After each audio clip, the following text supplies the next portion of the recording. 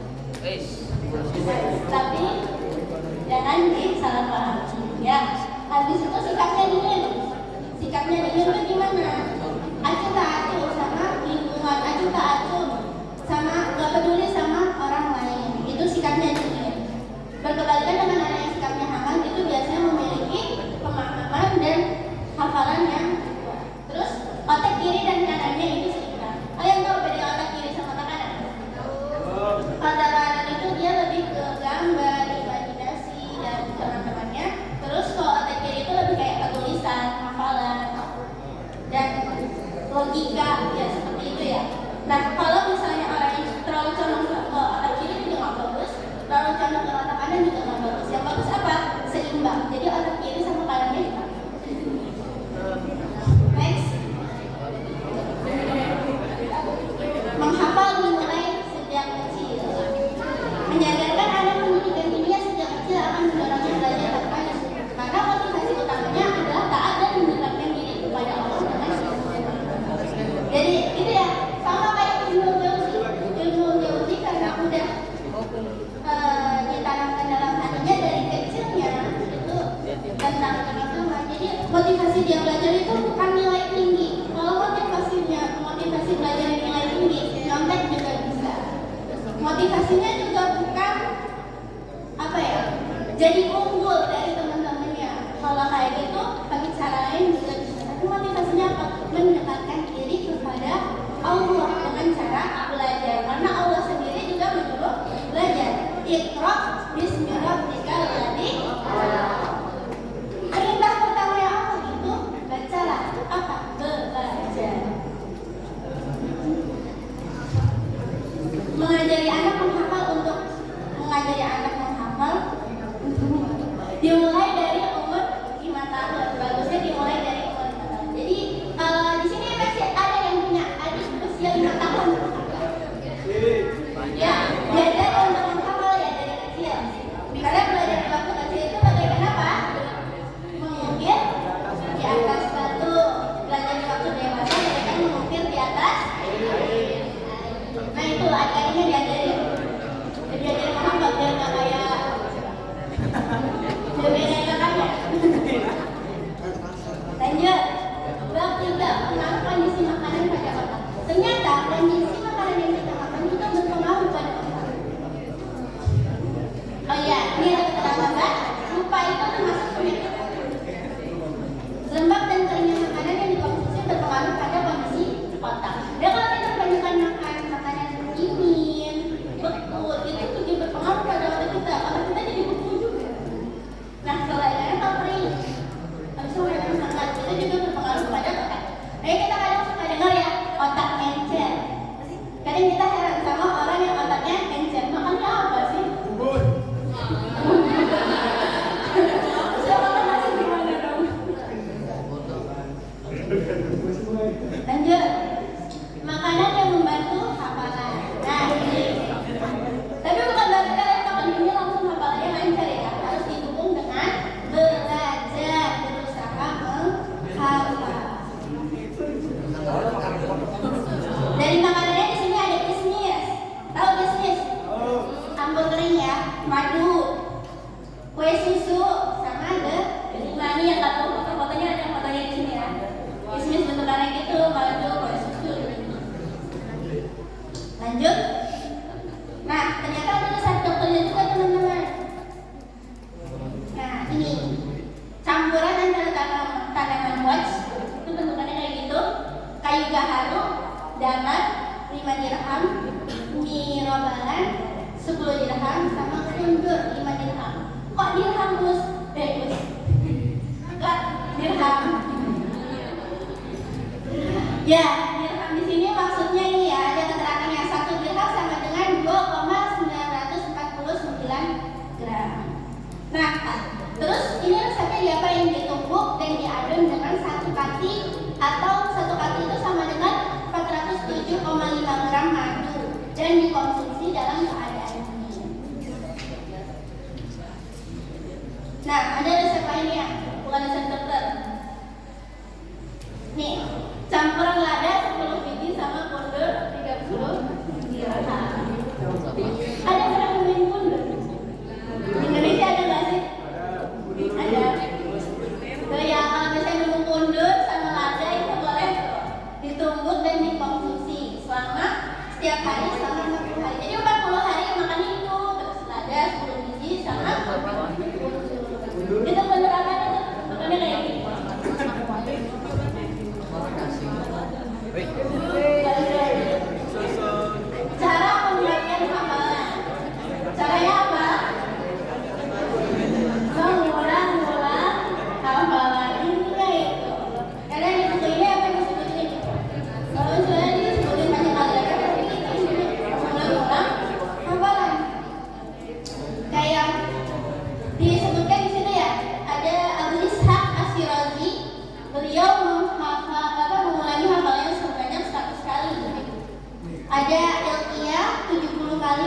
pertama ada Al-Hasan An-Naisaburi.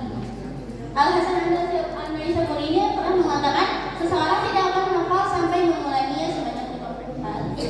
Nah, terus gimana sama orang yang sekali baca langsung hafal? Nah, ceritanya ada, ini ceritanya di Al-Hasan ini. Mungkin berbeda ya, lain halnya dengan Imam Syafi'i dan segelapnya kita kan orang biasa yang harus mulangnya. Waktu itu Al-Hasan berantem, yaitu ada seorang wanita tua. Ada seorang wanita tua yang dia ngomong gini, kan Al-Hasan ngomong gini ya, seseorang tidak akan hafal sampai mengulanginya sebanyak 50 kali. Nah, wanita itu ngomong, tapi aku udah hafal gitu. Sama Al-Hasan, ulangi, pokoknya ulangi. Akhirnya sama wanita itu diulangi. Nah, ternyata beberapa hari kemudian ditanyain sama Al-Hasan, coba ulangi yang kamu hafalkan beberapa hari yang lalu. Nah, wanita ini ngomong, aku sudah lupa. Nah, Al-Hasan ngomong akhirnya, ya makanya itu aku dulu kamu ulang, karena aku tidak mau terkena penyakit otak seperti kamu sekarang ini, yaitu lupa. Makanya intinya mengulangi hafal itu diulang-ulang. Walaupun saya aku udah hafal, nggak udah hafal lagi, nggak usah ulang-ulang lagi, tetap harus diulangi. Waktu yang tepat untuk mengulang hafalan. Nah, ternyata waktu paling baik itu berada pada waktu sahur. Kapan waktu sahur? Sebelum subuh. Karena apa? Otak lagi fresh-freshnya. Jadi buat yang bangun kesiangan gimana nih? Kehilangan waktu paling baik untuk habis itu setelah pagi itu maksudnya apa? Habis subuh itu ya. Makanya kalau habis subuh itu jangan tidur. Habis subuh itu ya, itu baik untuk menghafal. Karena apa? Di sini juga ya Rasulullah doakan, Allahumma barik li ummati di. Ya, selanjutnya waktu kapan? Malam sebelum tidur. Itu baik untuk mengulang hafalan. Lanjut. Materi yang didahulukan. Jadi kalau kita mau hafal, itu baiknya materi apa yang didahulukan? Pertama ada akidah. Akidah itu paling penting, keyakinan kuat dalam hati kita. Habis itu bahasa, habis itu fikih, periwayatan hadis, dan ilmu lainnya. Bahasa ini sebenarnya yang dimaksudkan dalam buku ini itu bahasa Arab. Ya. Lanjut. Maka ketujuh ini ada bab terakhir. Kisah para penghafal. Buku ini memaparkan 79 kisah singkat para penghafal terkemuka di masa lampau. 3 diantaranya. Jadi disebutin 3 aja ya, karena waktunya juga terbatas. Mungkin saya mau jelasin 79. Yang pertama ada Ahmad bin Hanbal, hafal 1 juta hadis di luar kepala. Ada Abu Abdullah Duas, selalu mendiktekan hadis dengan hafalannya. Jadi beliau ini nggak pernah yang namanya kalau ngajarin hadis ke orang itu bawa kitab, nggak pernah. Ya.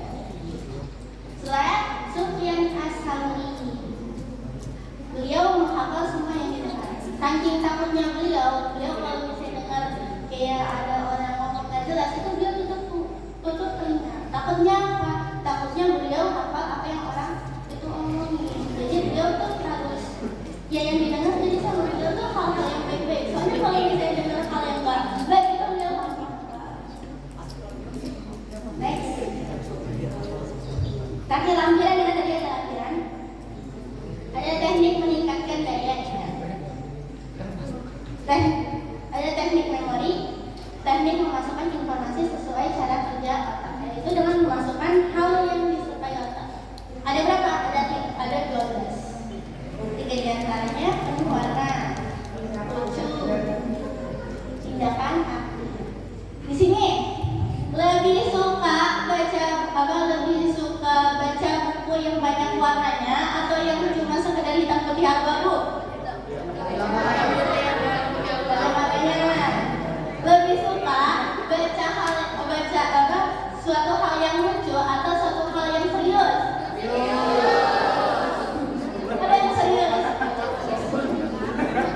Lebih suka praktek atau belajar di kelas?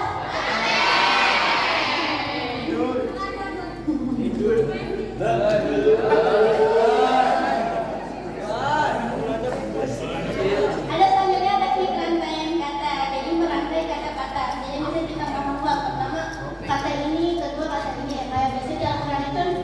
ngejelasin orang kafir, orang beriman. Habis itu misalnya habis bumi, langit. Kalau langit dulu baru bumi. Habis itu gunung-gunung itu dirantai kayak gitu. Ada teknik plesetan kata. Misalnya kita nemuin satu kata itu mirip kayak bahasa Indonesia yang kita kenal. Kalau enggak mirip kayak nama teman kita.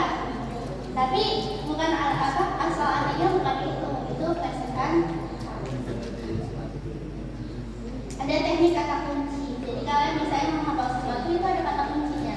Misalnya kalian ambil satu kata dari suatu misalnya teks, habis itu kalau misalnya kata ini sudah disebutkan kita ingat selanjutnya itu. Jangan Tips memperbaiki memori. Memori itu ingat aja. Atau tidur cukup. Makanya di pondok disuruh tidur jam berapa? Jangan bergadang ya.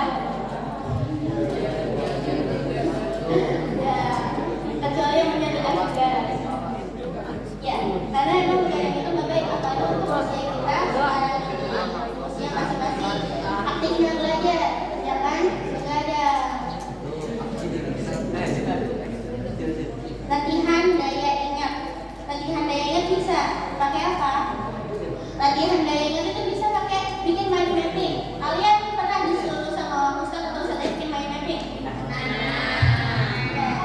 Itu ya, itu latihan daya ingat. Biar kita lebih hidup sehat. Hidup sehat hidup sehat itu bisa gimana? Hidup sehat itu bisa dengan minum yang cukup. Minimal berapa? 8 gelas per hari. Nutrisi cukup. Jadi kalau saya dikasih sayur dari pondok dimakan ya. Sampai habis. Jangan dibuang. Kurangi kafein. Di sini ada yang suka minum kopi. Boleh minum kopi tapi jangan banyak. Tidak merokok. Jadi khususnya yang laki-laki ya, jangan merokok karena bisa